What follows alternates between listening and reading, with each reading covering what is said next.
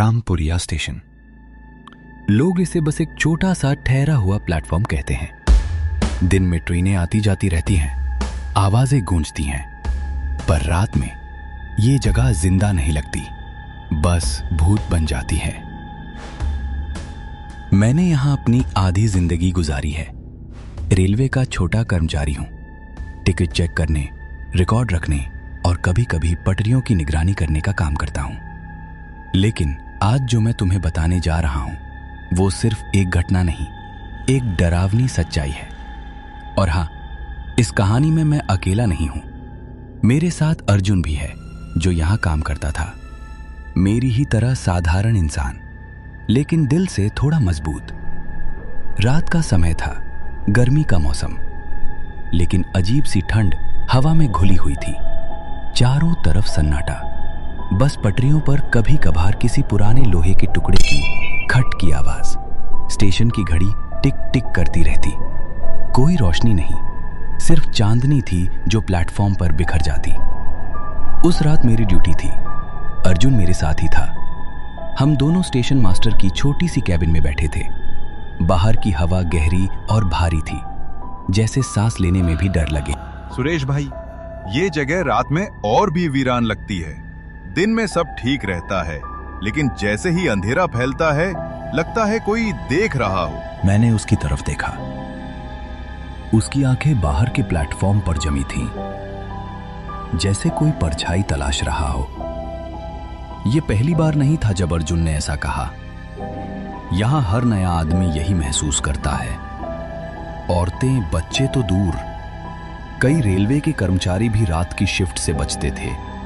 लेकिन हमें तो नौकरी करनी थी। डर से पेट नहीं भरता। उस रात का माहौल और गाढ़ा था। दूर दूर तक सन्नाटा और बीच बीच में हवा का झोंका, जो खाली प्लेटफॉर्म पर हुस की आवाज कर जाता। अचानक मुझे लगा कि पटरियों के उस पार कोई खड़ा है। लाल रंग का आभास, पर धुंधला सा। मैंने पलकें झपकाईं, कुछ नहीं, खाली प्लेटफॉर्म।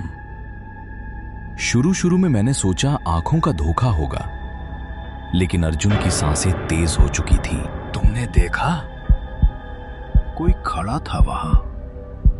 मैंने जवाब नहीं दिया, लेकिन दिल जोर से धड़क रहा था। कांच की खिड़की से प्लेटफॉर्म का आधा हिस्सा दिख रहा था। पटरियों के पास एक टूटी हुई बेंच थी। अक्सर वहीं चूहे भागते दौड़ते रहते थे, लेकिन उस रात वहां कोई इंसानी आभास था। धीरे धीरे लाल रंग और साफ होने लगा। एक औरत लाल साड़ी में लिपटी हुई। उसके बाल हवा में उड़ नहीं रहे थे, बस कंधों से लटक कर चुपचाप झूल रहे थे। और उसकी आंखें गहरी लाल, जैसे अंगारे बुझते नहीं, बस जलते जा रहे हों। मैंने कई बार इस स्टेशन पर अजीब चीजें महसूस की थी, पर उस रात पहली बार मैंने उसे देखा। लाल साड़ी वाली औरत। अर्जुन का चेहरा पीला पड़ चुका था। ये कौन है? यहाँ इस वक्त कोई और कैसे हो सकता है? मैं कुछ नहीं बोला, बस आंखें उसी पर गड़ी थीं। वो औरत धीरे धीरे बेंच के पास से उठी और प्लेटफॉर्म पर चलने लगी। उसके कदमों की कोई आवाज नहीं थी, बस चुप्पी, इतनी गहरी कि कानों में गूंजने लगे। उसका हर कदम जैसे हमारे दिलों पर चोट कर रहा था। न कोई हड़बड़ी, न कोई डर, बस ठंडा सन्नाटा और उसकी लाल आंखें। हम दोनों हिल भी नहीं पा रहे थे। कैबिन की खिड़की के उस पार वो औरत सीधी हमारी तरफ देख रही थी, और अचानक वो रुक गई। उसकी नजरें सीधे मेरी आंखों में गड़ी। मेरे गले में जैसे किसी ने पत्थर रख दिया हो। सांस लेना मुश्किल हो गया। भाई, ये हमें ही देख रही है। वो औरत हल्की सी मुस्कुराई। एक मुस्कान जिसमें ना कोई खुशी थी, ना कोई इंसानियत, बस ठंडी, खौफनाक, तिरछी मुस्कान। उस मुस्कान में मैंने मौत की ठंडक देखी। प्लेटफॉर्म पर घड़ी टिक टिक करती रही। हमारी सांसें तेज होती गईं। फिर अचानक वो औरत मुड़ी और पटरियों की तरफ बढ़ने लगी, लेकिन उसके पांव जमीन को छू नहीं रहे थे। वो जैसे हवा पर सरक रही थी। मेरे रोंगटे खड़े हो गए। अर्जुन की आंखें फैल चुकी थीं। ये कोई इंसान नहीं थी, ये वही आत्मा थी जिसके बारे में फुसफुसाहटें थीं। कुछ ही देर में वो पटरियों पर उतर गई और धीरे धीरे धुंध में घुल गई। बस उसकी लाल आंखें आखिरी बार चमकी और अंधेरे में गायब हो गईं। कैबिन के भीतर हम दोनों खामोश थे। ना कोई चीख, ना कोई आवाज, सिर्फ दिल की धड़कनें। ये औरत कौन थी सुरेश भाई? तुमने पहले कभी देखा है? मैंने गहरी सांस ली और उसके सवाल का जवाब सिर्फ एक भारी खामोशी थी। उस रात मैं पहली बार टूटा और अर्जुन वो सवालों में घिर गया। लेकिन असली डर तो अभी बाकी था।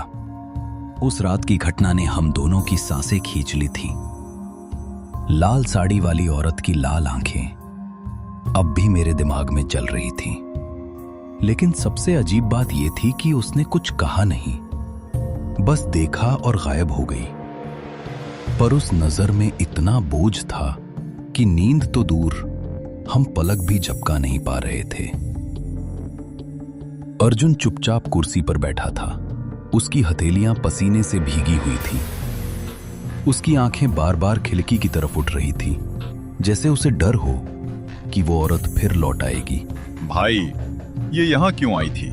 हमसे क्या चाहती है? मैंने उसकी तरफ देखा, लेकिन जवाब मेरे पास भी नहीं था। सिर्फ दिल में एक ही डर था, ये रात बहुत लंबी होने वाली थी। रामपुरिया स्टेशन पर कई बार कहानियां सुनी थीं। लोग कहते थे इस जगह पर कोई आत्मा भटकती है, पर किसी ने खुलकर उसका जिक्र नहीं किया। शायद इसलिए क्योंकि जिसने भी उसके बारे में बोला वो ज्यादा दिन जिंदा नहीं रहा। रात के 2:30 बज रहे थे। हवा भारी हो चुकी थी। दूर कहीं कुत्ते भौंक रहे थे, लेकिन अचानक उनकी आवाज भी थम गई। सन्नाटा गहरा, इतना गहरा कि अपनी ही धड़कनें सुनाई दें। अचानक प्लेटफॉर्म पर कदमों जैसी हल्की आहट, लेकिन ये आहट इंसानी नहीं थी। ये जैसे किसी की साड़ी जमीन पर सरक रही हो। मैंने खिड़की से झांका। पटरियों के उस पार वही औरत, लाल साड़ी में। इस बार उसका चेहरा और साफ दिख रहा था। चेहरे पर दर्द की लकीरें, आंखों में खून सी लाल चमक। लेकिन सबसे डरावनी चीज थी, उसके होंठ हिल रहे थे, पर कोई आवाज नहीं निकल रही थी। उसकी खामोशी किसी चीख से ज्यादा डरावनी थी। अर्जुन ने भी उसे देख लिया। उसने कांपते हुए मेरी बांह पकड़ ली। भाई, ये कुछ कह रही है, पर आवाज नहीं आ रही। औरत वहीं खड़ी रही कुछ पल तक। फिर धीरे धीरे उसने अपने हाथ उठाए। उसकी उंगलियां लंबी, सफेद, जैसे राख हों, और उसमें सीधे हमारी ओर इशारा किया। उस इशारे में कोई सवाल नहीं था, कोई दुआ नहीं थी। वो इशारा सिर्फ मौत की ओर खींच रहा था। हम दोनों के दिल धड़कते धड़कते मानो रुक गए। अर्जुन के होंठ कांप रहे थे, लेकिन आवाज नहीं निकल रही थी। मैंने हिम्मत जुटाई और खिड़की बंद कर दी। लेकिन जब मैंने पलटकर देखा तो मेरे पीछे की दीवार पर परछाई पड़ चुकी थी, वही औरत की परछाई। मुझे समझ नहीं आ रहा था वो बाहर खड़ी है या अब हमारे बीच भी आ चुकी है। अचानक अर्जुन खड़ा हो गया। नहीं भाई, मैं यहां नहीं रह सकता। मैं बाहर जा रहा हूं। मैंने उसका हाथ पकड़ा। मैं जानता था बाहर जाना मतलब मौत को बुलाना, पर डर इंसान से क्या क्या नहीं करवाता। मैंने धीरे धीरे उसकी बाजू दबाई और कहा, बैठे रहो अर्जुन, बाहर गए तो लौटोगे नहीं। उसकी आंखें पागलों जैसी हो गई थी। लेकिन शायद मेरे शब्दों ने उसे थाम लिया। वो वापस कुर्सी पर ढह गया। रात खिंचती रही। घड़ी ने 3 बजाए, लेकिन नींद, वो तो जैसे स्टेशन पर कभी आती ही नहीं थी। मैं सोच रहा था, ये औरत कौन है? क्यों भटकती है इस स्टेशन पर? क्या कोई अधूरी कहानी है उसके पीछे, या फिर ये जगह ही उसकी कब्र है? अचानक दरवाजे के बाहर से बहुत हल्की गुनगुनाहट सुनाई दी। एक औरत की आवाज, जैसे लोरी हो, लेकिन आवाज इतनी ठंडी, इतनी बेजान कि दिल दहल जाए। भाई, तुम सुन रहे हो? मैंने सिर हिलाया। मैं भी सुन रहा था। और तभी खिड़की के शीशे पर धुंधली परछाई उभरी, लाल साड़ी की झलक। हम दोनों जमे बैठे थे। न हिम्मत थी खिड़की खोलने की, न बाहर झांकने की। उस वक्त मैंने समझ लिया, ये औरत सिर्फ दिखाई नहीं देती, ये हमें महसूस भी कराती है कि वो पास है। इतना पास कि सांसों तक में उसका साया उतर जाए। कुछ ही देर बाद वो गुनगुनाहट थम गई। सन्नाटा और भारी हो गया। अर्जुन धीरे धीरे कुर्सी से उठ खड़ा हुआ। उसकी आंखें कहीं खाली में गड़ी थीं। भाई, वो मुझे बुला रही है, मैं जा रहा हूं। मेरे शरीर में बिजली सी दौड़ गई। मैंने झटके से उसका हाथ पकड़ा। अर्जुन, होश में आ, वो आत्मा है, इंसान नहीं। लेकिन अर्जुन की आंखें लाल हो चुकी थीं, जैसे किसी और के काबू में हो। मुझे पहली बार एहसास हुआ, ये औरत सिर्फ दिखती ही नहीं, ये अपने शिकार को अपने वश में भी कर लेती है। मैंने पूरी ताकत से अर्जुन को झकझोरा। वो हिल गया और जैसे नींद से जागा। उसने मेरी ओर देखा, आंखें डरी हुई, पर अब थोड़ी होश में। भाई, मुझे लगा उसने मेरे कान में कुछ कहा, मुझे खींच रही थी। मैंने उसकी पीठ थपथपाई। तू बस मेरे पास रहे, चाहे कुछ भी हो, बाहर मत जाना। रात जैसे थम ही नहीं रही थी। 4 बज चुके थे और हमें दोनों को पता था कि सुबह तक जिंदा रहना ही सबसे बड़ा इम्तिहान है। लेकिन उस औरत ने अभी अपना असली रूप दिखाना शुरू भी नहीं किया था। रात 4 बजे के बाद वक्त जैसे रुक गया। घड़ी की टिक टिक सुनाई दे रही थी, लेकिन सेकंड की हर धड़कन मौत का कदम लग रही थी। मैं और अर्जुन दोनों चुप थे। बस हमारी सांसें ही सबूत थीं कि हम जिंदा हैं। अचानक खिड़की के बाहर हल्की सी सरसराहट हुई, जैसे कोई साड़ी जमीन पर घसीटते हुए धीरे धीरे चल रहा हो। मैंने हिम्मत करके खिड़की से झांका और मेरा दिल सीने से बाहर निकलने को था। प्लेटफॉर्म की दूसरी तरफ लाल साड़ी वाली औरत अब पहले से ज्यादा साफ दिख रही थी। उसका चेहरा आधा जला हुआ था, त्वचा जगह जगह से काली पड़ चुकी थी और गाल से लटकते मांस के टुकड़े हवा में हिल रहे थे। पर सबसे भयानक थीं उसकी आंखें, खून सी लाल, गहरी, जैसे कोई अंधेरा कुआं जिसमें गिरने से कोई लौट कर नहीं आएगा। उसके चेहरे पर न इंसानियत थी न जिंदगी, बस बदला और खालीपन। अर्जुन भी अब खड़ा हो चुका था। उसके होंठ कांप रहे थे। भाई, वो और करीब आ रही है, हमें देख रही है। हाँ, उसकी नजरें सीधे हम पर जमी थी, बिना पलक झपकाए। वो धीरे धीरे प्लेटफॉर्म पार कर रही थी। उसके पांव फिर से जमीन को छू नहीं रहे थे, जैसे हवा पर तैर रही हो। मैंने तुरंत खिड़की बंद कर दी, लेकिन बंद करने से क्या होता? कैबिन की दीवारें भी अब ठंडी पड़ने लगी, जैसे भीतर कोई परछाई समा रही हो। उस वक्त मैंने महसूस किया, ये आत्मा अब सिर्फ बाहर नहीं थी, ये हमारे चारों ओर घूम रही थी। अचानक अर्जुन ने मेरी ओर देखा। उसकी आंखें डरी हुई थी, लेकिन उनमें कुछ और भी था। भाई, मेरे कान में कोई फुसफुसा रहा है, कह रहा है बाहर आओ, बाहर आओ। मेरा खून जम गया। मैंने उसका कंधा पकड़ा और झकझोर दिया। सुन, ध्यान से सुन। वो तुझे अपने वश में करना चाहती है। बाहर गया तो वापस नहीं आएगा। अर्जुन के होंठ थरथरा रहे थे। उसकी आंखें कहीं शून्य में गड़ी थीं।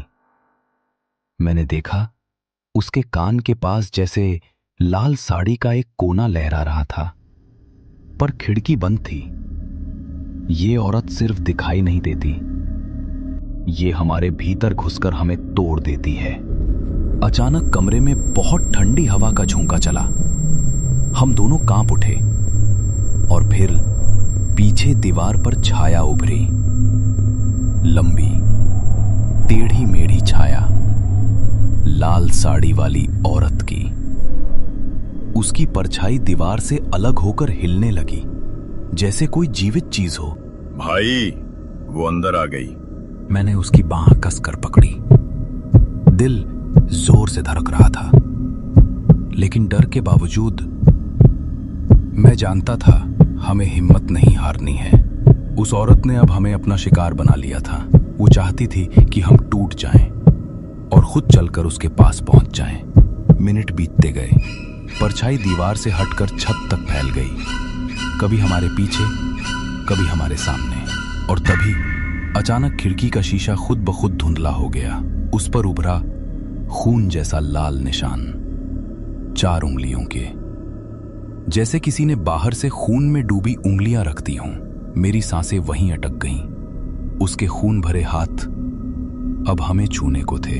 अर्जुन का चेहरा बिल्कुल सफेद हो चुका था। भाई, वो हमें छोड़ने वाली नहीं है।